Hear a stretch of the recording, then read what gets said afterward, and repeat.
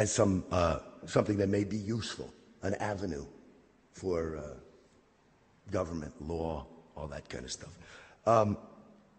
There's a lot of controversy, I think everybody knows, about how many Scientologists there really are.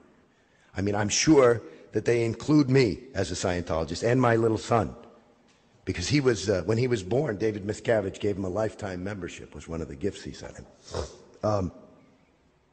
And I still get mail, so perhaps they consider me still of their number. I'm not sure. But it's an interesting thing, but there's certain ways that you can actually determine or get an idea. One, I was talking to Mark on the plane. He gave me a very good barometer that one could use. They released, you know that everybody uses an e-meter, electropsychometer in Scientology. Any good Scientologist is supposed to not only have one, but 2 e-meters. And when they have a new product, all the old products are outdated and worthless. When they came out with the new e-meter, they made about 30,000 of them. Okay? They still haven't gotten rid of all of them. Now, I don't think every Scientologist bought 2, and they certainly, but they also have to give a bunch to the organizations to audit with. Okay? 30,000. The fastest growing religion on the planet. Okay? Here's another indication. A friend of mine was working up lines. It was Headley. I get all my information from Headley. But guy was upline, it was Headley, and he was responsible for putting together the events. Every year Scientology puts on these events, L. Ron Hubbard's birthday. It's this big extravaganza where they get to get the public pumped up and feed them a bunch of misleading information about how well Scientology's doing, including things like we never lose a law case or anything like that.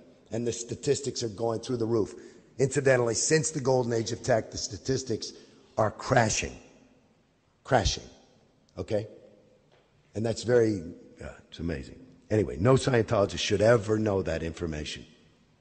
Because if the statistics are crashing, that means that top management is suppressive. In other words, David Miscavige. So they'll never know this. Okay? At any rate, he told me that they spent $400,000 to promote an event. And they promote, and I'm telling you, as a public in Scientology, when there's an event coming, you coming to the event? He gets like, oh man, there's like 2-3 weeks where it's like, please, you see a guy's coming up to you, yeah, I'm coming to the event. Just, yeah, okay? So it's like you're really pressured to go to these events. The last event that cost them $400,000 to promote, and they do their own promotion, so it's not like it's expensive for them. So that's a lot of promotion when you're paying people 36 cents an hour, okay? And you have all the machines to paint them up your flyers and whatnot. 10,000 people showed up worldwide. 10,000 people. $400 a person they pay. And 10,000 people. Now it's interesting, when Anonymous had their first protest worldwide, without even any organization at all, they had 10,000 people.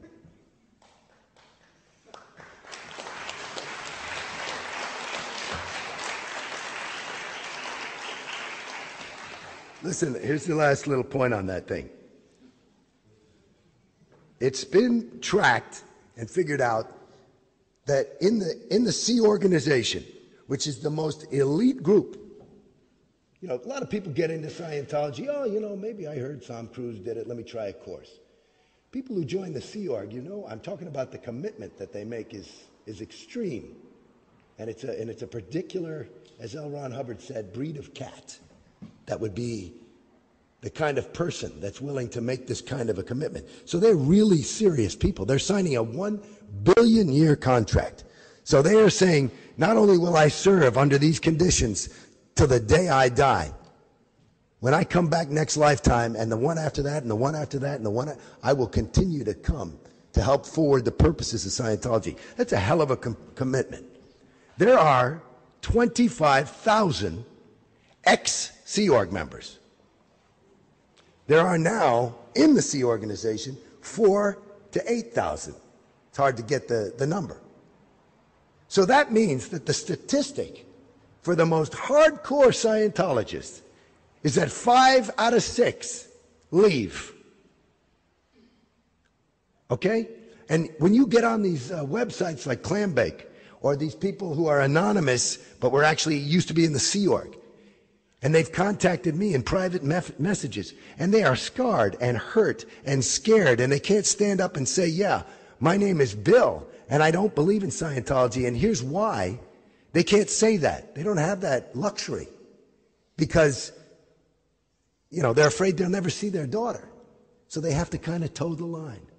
Or if they route it out of the Sea Org in the way that the Sea Org permits you to leave for whatever reason, let's say you refuse to have the abortion, you have to sign an affidavit saying, and it's filmed, you have to sign an affidavit that every time you say something negative about Scientology, you have to pay $50,000.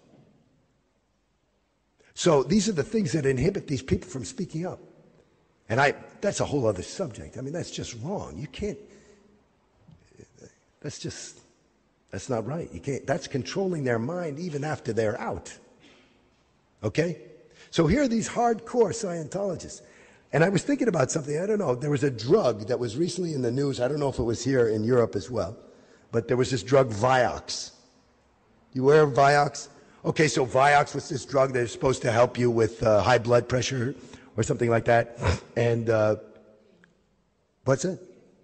Against pain? Anyway, so it was giving 1 people out of 1,000 was getting a heart attack. And then something like, of the people who got the heart attack, 3 out of 10 were actually having serious heart attacks, some even dying. Okay? So 1 out of 1,000, and in that, some died. Okay? And these people, were made to pull this off the market. And then it was shown that these people actually probably knew about this data and hid it from the public because it was something that was successful for them financially. Now that's a criminal activity. It's despicable. Now you look at, I'm not saying, I don't know, there's people who say Scientology kills people, there's circumstantial evidence that it does. But when you have 5 out of 6 people leaving, and these are people who are more gung-ho, so for them to leave, something really bad had to happen, and we had to see a couple of examples here. I mean, Larry didn't even tell you the personal reason what made him wake up and really go, but it's as bad as Mark's, and it'll make you cry, okay? And there are 25,000 stories like that. Let's give them a bunch that aren't. But still, the statistics are such that maybe we should pull this thing off the market. And the other thing is, it's like, if not, pull it off the market. Do you know what a black box warning is? This is something Scientology brags about. It's that because they're all against these psych drugs because they're dangerous, and they lobby Washington, and they brag that we got a black box warning on Prozac. So it's like a thing on I don't know if they have it here in Europe, but like if you buy a pack of cigarettes, it says, warning, it could be dangerous. It can cause lung cancer. Okay? So maybe Scientology, if they're going to not pull it off the market, people should be made aware of the consequences. And that's something that government could possibly affect.